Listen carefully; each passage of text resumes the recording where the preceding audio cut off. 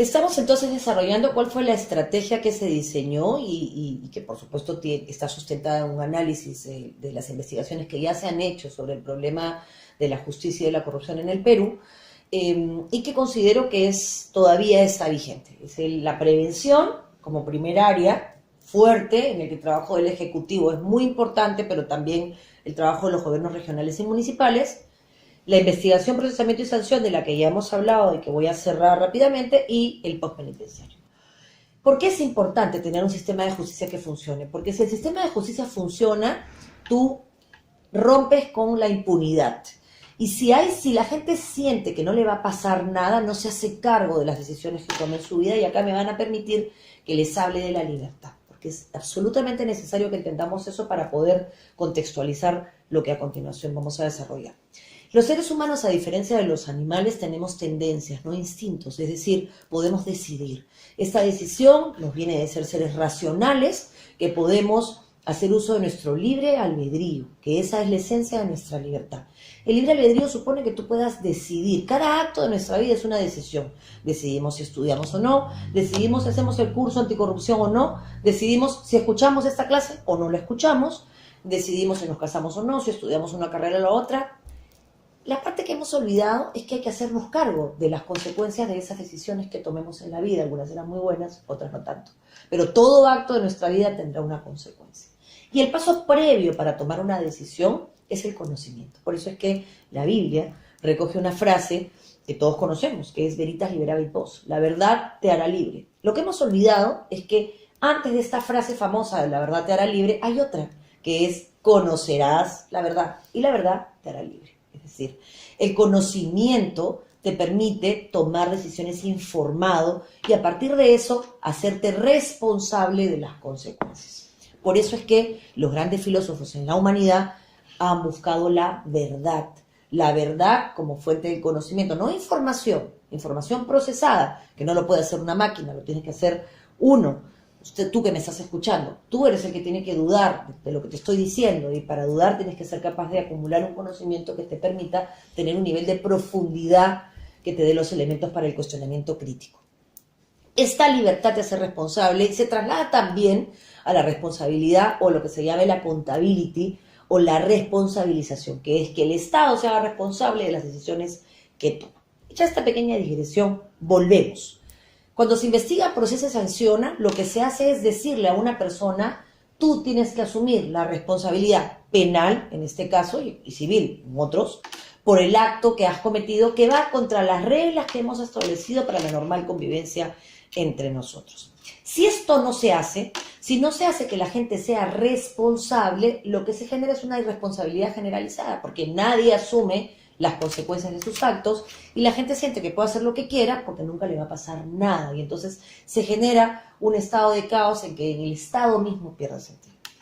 Urgente trabajar en consolidar no solo la parte legislativa de la investigación, el procesamiento y la sanción, sino la parte de los operadores de justicia.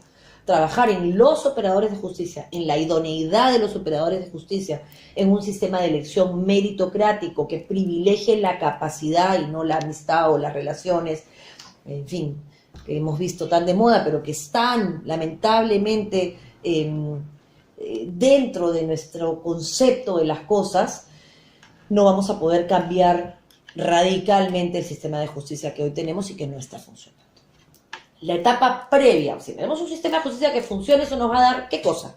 Elementos para tomar decisiones de política pública y poder trabajar en prevención, que a mí me parece que es lo fundamental. Básicamente está ya estudiado que para prevenir la corrupción tiene que haber dos cosas: promoción de la denuncia y transparencia. Promoción de la denuncia significa tener un sistema de denuncias que funcione y que combata los tres males que te mencioné. Que funcione, que no te cueste, que no pierdas tiempo. Sistemas eficientes en el cual tú puedas hacer una denuncia, esta denuncia pueda ser anónima o no, pueda tener un destino, puede hacerse pública si es que se configuran los elementos necesarios, y tú puedas contribuir desde la denuncia, porque todos somos víctimas de actos de corrupción permanentemente, desde que quieres gestionar una licencia para abrir un local, y podemos generar un sistema de denuncias que disuada al corrupto de llevar a cabo actos irregulares. Si no denunciamos, las cosas van a seguir siempre igual. Y la transparencia de nuestro país es histórica, hubo una ley de transparencia, la ley de transparencia funcionó tan mal que tuvimos que crear una autoridad de transparencia que hiciera cumplir esa ley, que es todavía muy chiquita. Creo que tenemos que copiar el modelo mexicano, que es una autoridad por encima del Ejecutivo, de transparencia que pueda garantizar que lo público no se vea en privado. Esto ya lo dijo Monteagudo, digamos, en la historia de nuestro país. ¿Por qué los temas públicos tienen que ser tratados en privado? Monteagudo es un abogado muy famoso, vinculado a los precursores de la historia de nuestro país, que hizo famosa esta frase, ¿no? ¿Por qué lo público tiene que ser tratado en privado? ¿Desde cuándo lo público debe ser tratado en privado? Y con la tecnología, la transparencia nos puede permitir no solo tener este contacto a través de la tecnología, sino también acceder al manejo de la cosa pública y poder, desde un ejercicio ciudadano responsable, fiscalizar. Además, por supuesto, de la fiscalización que tendría que hacer Contraloría, de la fiscalización política, pero también de gestión que tendría que hacer el Congreso, de la fiscalización que tendrían que hacer los consejeros y los regidores en los gobiernos regionales y los gobiernos municipales, y finalmente la fiscalización que nos corresponde como ciudadanos, porque la plata que se han robado los corruptos es nuestra, es la plata de tu madre, es mi dinero, es el dinero de todos nosotros, del tiempo que le quitamos a nuestros hijos, del tiempo en el que estamos trabajando y pagando impuestos. Esa es la plata, es tuya y mía, es nuestra plata y tenemos que asegurarnos que se use correctamente para atender las demandas y las necesidades de los más pobres en nuestro país o de los que viven en condición de pobreza. Entonces, prevención, transparencia, denuncia. ¿Qué se hizo en su momento? Se creó una autoridad de transparencia chiquita, no se logró hacer una autoridad más arriba del Ejecutivo o autónoma del Ejecutivo, autónoma de un ministerio que tuviera tanto poder que pudiera fiscalizar a los ministerios, una especie de organismo constitucional autónoma en el ideal, o una entidad que no dependiera de un ministerio en particular. Ahora depende del Ministerio de Justicia, hay un tribunal, hay que fortalecerlo y yo espero que se pueda dar el salto a este modelo de transparencia más grande y la denuncia. Son los dos caminos, pero además ya trabajar en prevención, atacando las causas que generan corrupción, modificando la ley de contrataciones del Estado, que se hizo en su momento, pero que todavía hay que trabajar un poco más para garantizar que los procesos sean claros. Se han creado unidades de integridad en todas las instituciones públicas, de manera que se puedan identificar todos los espacios donde se puede gestar la corrupción.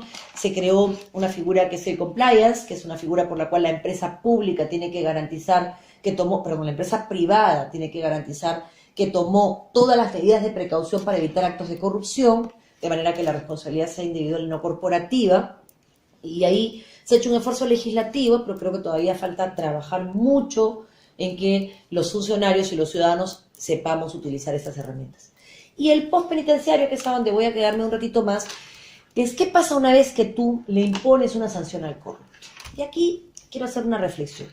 Tenemos 90.000 más o menos personas privadas de libertad, la mitad de ellas más o menos sin sentencia. Tenemos solo 35.000, casi 40.000 en este esfuerzo de los últimos años, unidades de albergue, es decir, camas. Grandes esfuerzos que se han hecho desde el INPE como las cárceles productivas, pero no tenemos capacidad, se imaginan con los números que les he dado, de tener una política de reinserción que efectivamente haga que una persona que ha sido privada de su libertad pueda regresar o reincorporarse a la sociedad como corresponde. En esa lógica se tomaron algunas decisiones importantes que quiero compartir contigo. Por ejemplo, que el tratamiento de los menores infractores deje de ser responsabilidad del Poder Judicial, que no puede hacerlo, y pasa al Ministerio de Justicia, para que pueda atenderlo en el soportado en el Ministerio de la Mujer, en el Ministerio de Educación, en el Ministerio de Inclusión Social, en el MINSA, y se puede atender a los menores infractores que son niños. Es verdad que algunos de ellos tienen niveles delincuenciales terribles, como el gringallo, pero esos son la excepción, no la regla. La regla es que son niños que tienen un conjunto de características comunes, han abandonado deserción escolar, problemas de familias disfuncionales, abandono en el hogar, problemas de alcoholismo, maltrato familiar, en fin, cosas que hay que atacar con políticas públicas concretas. Entonces, este postpenitenciario necesita entender que, más allá de que es lo correcto, es decir, por misericordia, porque es lo que debe ser, por preocuparnos por el otro, que debe tener un trato justo, el privado de libertad, por un tema elemental de pragmatismo. Si un privado de libertad no se corrige, va a volver a salir. Porque no, salvo que tenga cadena perpetua, va a salir en 5 años, o en 10 años, o en 15 años, y todos los plazos se cumplen. Lo hemos visto con los terroristas que han sido liberados para el espanto de todos nosotros. Pero esa es la ley.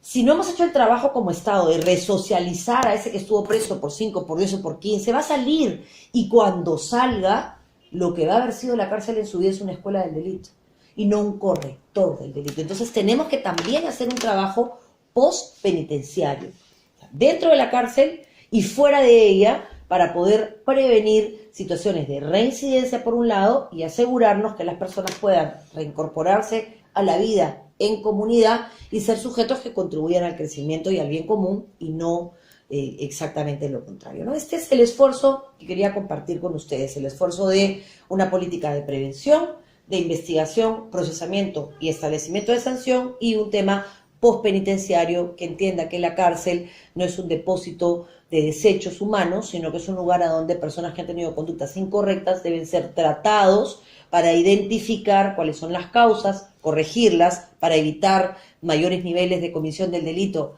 repetidas las circunstancias, y en el caso concreto evitar que vuelvan a cometer un delito similar. Algunos serán, lamentablemente, ya los que yo llamo malditos congénitos, incapacidad de resocializarlos, pero bueno, identifícalos. Si tienes 90.000, no tienes ninguna capacidad de identificar quiénes son los que extorsionan dentro de la cárcel, quiénes son los que corrompen dentro de la cárcel, así que hay que hacer un esfuerzo en el INPE, donde hay gente muy decente, también hay, por supuesto, como en todas las instituciones del Estado, actos de corrupción, y hay que generar sistemas de denuncia. Por eso es que, entre otras cosas, creamos el sistema de bloqueadores de llamadas para que se pudiera centralizar las llamadas y pudiéramos monitorear qué llamadas se hacían desde el penal, pero por supuesto esto nunca está exento de que se suba la palanca y se levante el bloqueo a una hora muy conveniente en que alguna persona que se ha coludido con algún delincuente logra hacer una llamada desde un penal. Pero necesito que entiendan la foto grande para que no se boicotee las decisiones que se han tomado en el Estado peruano, no que tomó un ministro, no que tomó un gobierno,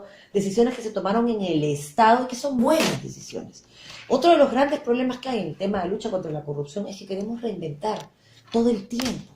Y no nos damos cuenta que este problema tiene décadas, que no hay ningún presidente que pueda decir en mi gobierno no hubo corrupción. Puede decir yo no fui corrupto, pero no puede decir en mi gobierno no hubo corrupción, porque estás conviviendo constantemente con hechos de corrupción que necesitamos atacar frontalmente y con mucha valentía. Y la valentía se pone en evidencia en la denuncia. Esta es un poco la primera mirada que quería darles. Forzarlos a pensar en la responsabilidad de nuestros actos, forzarlos a pensar en el correlato del deber y el derecho. Estamos muy acostumbrados a hablar de nuestros derechos y no somos conscientes que nuestros derechos suponen los derechos, los míos suponen mis derechos, suponen tus deberes, pero tus derechos suponen mis deberes. Y entonces necesitamos entender que hay un correlato entre derecho y deber que nos obliga a pensar en el otro, porque solo si pensamos en el otro podemos construir un nosotros que sea capaz de entendernos como país y de mirarnos a 5 años, a 10 años, a 20 años, hacia ese país que todos queremos, un país donde hay esperanza, un país donde hay ilusión, un país donde se pueda soñar y que pueda haber justicia en la distribución de los recursos, donde podamos pensar en los indígenas como parte de nuestra identidad y estar orgullosos de esa diversidad y desarrollarnos juntos con respeto a lo que somos y a cómo nos sentimos en este país que a veces nos hace sentir con una incapacidad absoluta de definirlo, ¿no? Pero creo que somos más grandes que eso, hemos tenido grandes oportunidades históricas, la época del guano, la época del caucho, la época de la anchoveta, y esas oportunidades en este Perú maravilloso la época del gas, se van a volver a presentar, y si no somos capaces de entender que esas oportunidades que nos regala nuestra naturaleza y nuestra particular geografía deben ser utilizados para crear un país más justo, entonces no vamos a avanzar. Y quiero terminar, porque solo voy a poder mencionarlo, con lo que respecta a la recaudación. Hemos hablado ya de la justicia como un soporte del Estado de Derecho, de la corrupción como un síntoma de la impunidad, y ahora quiero hablarles rápidamente y en un minuto del tema de recaudación. Hay tesis políticas que señalan que tenemos que renunciar a la libertad en nombre de la justicia. Estas son las izquierdas en su máxima expresión. Y hay otras que señalan que tenemos que renunciar a la justicia en nombre de la libertad, derechas extremas, que también me parece que no corresponde. Hay otras tesis, que son las que en particular yo comparto, que señalan que ni en justicia ni en libertad hay que renunciar, que la justicia y la libertad son perfectamente compatibles, y lo son en la medida en que haya solidaridad. ¿Y cómo se materializa la solidaridad desde la administración? Desde la administración pública, se materializa en la administración del tributo. Es decir, cómo el gestor regional, o sea, central, regional o local, administra los tributos para generar condiciones de igualdad o justicia social, que es la premisa básica para la paz. Con estas reflexiones, agradezco la oportunidad que se me está dando para poder compartir con ustedes y espero poder absolver todas las preguntas que puedan tener en algún mecanismo que la tecnología nos faculte. Muchísimas gracias por esta oportunidad.